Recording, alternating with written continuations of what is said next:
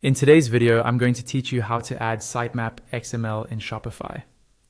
The first thing to understand is that with Shopify, you actually don't have to manually create or upload a sitemap file. Shopify automatically generates a sitemap for every store. That means a lot of the technical work is already done for you behind the scenes. Your main job is to know where to find it and how to control what gets included in it. Let's start by checking your sitemap. Open any web browser and go to your store's domain, just like you normally would. Then, in the address bar, add a / followed by the word sitemap and .xml. So it will look like your store domain .com/sitemap.xml.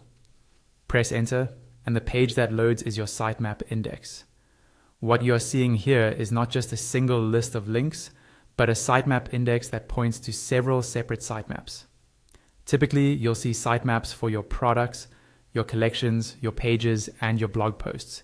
Each of these is essentially a structured list that helps search engines like Google understand what content exists on your site and how it's organized.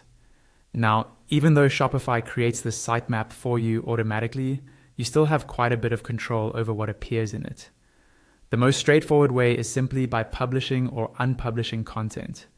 When you publish a product, page, or collection, Shopify can include it in your sitemap.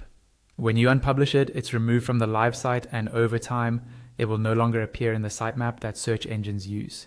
For more precise control, you can use a noindex meta tag on specific pages you don't want search engines to index. This is helpful for things like thank you pages, internal test pages, or private content that shouldn't show up in search results.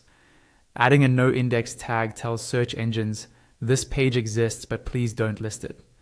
Finally, for advanced users, you can use the robots.txt.liquid file in your Shopify theme to block certain sections or paths from being crawled. This gives you more granular control, especially if you have areas of your site that should remain hidden from search engines entirely. And that's it. Your sitemap is built in, easy to access, and flexible enough to control simply by managing your content and a few basic settings.